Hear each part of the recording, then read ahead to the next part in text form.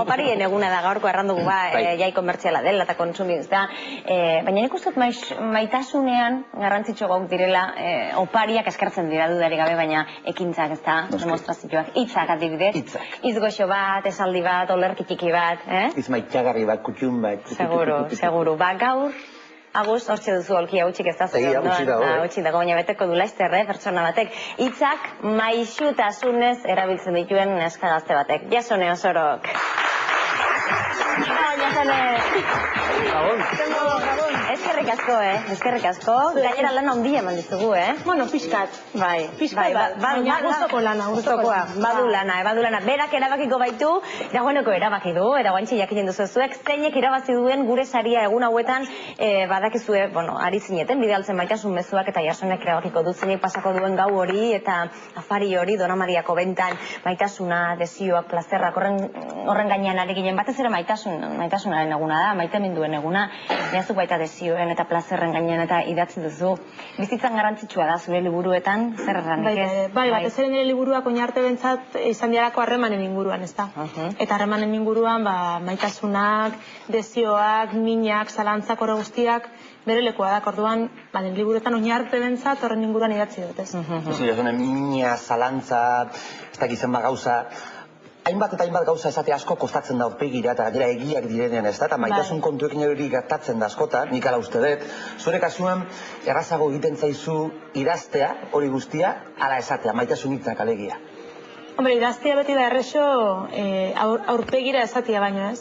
Baina ni esatien aldeko naiz, Niri entzuti ere gustatzen jata. Orduan, entzuteko alde zaurretik esan ere enbia da, ez da. Eta nik uste pixkat hor da hola xarma, ez? Esan, entzun, idatzi, modu asko daude maitasuna eta sentitzen dana kontatzeko, ez? Eta bakoitzak bere modua, bakoitzak beri erabiltzen da hori da. Eta gaurko eguna, Jasone, San Valentin eguna, zer ditu zaizu? Hombre, topiko bada, baina topiko bada ere esatia urteko egun guztietan ospatu dira San Valentin, ez da? Orduan niri gustatzen jata, nik gaurko ezin jaso nire mezutxo bat. Eta niri horrek ilusio ditzen dira, orduan, esatik ez. Eguna dalako ere ospatzia edo zeukitzea detaile hori, ez dakit.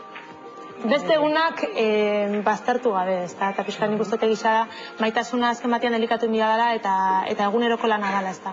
Baina gaur ere bai. Nik gara pentsatzen dut lehen zuk esan usta dozna horrekin, ez da? Eguna ala da topikoz betetako eguna, baina azken batean kontu horregatik bakarrik ere hitzegin egiten da maitasunaz, harremanetaz, gauzetaz, eta aitzaki baina hitz egiten da, eta askotan nik uste dut gutxi hitz egiten dugula, esaten dute oso gutxi egiten dela, baina hitzegin ere ez dakit bai. Bai, hori gisa, bagongo dioikote batzuk gutxienez egun honetan, nola baitxeko komunikazio minimo bat ematen diotena bat abestiariz. Orduan, ez dakit, kontra ere gotia, gaur egun ematen da egun tipiko eta topiko egin kontra gotia ere moda bihurtu dela, ez?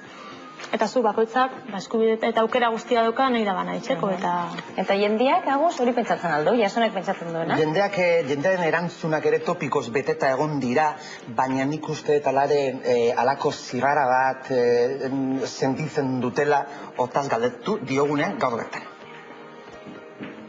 Oraindik ez badakizu ze oparitu zeure bikoteari kanta bat beti etortzen da ondo, segia esan denok daukagu kanta bat.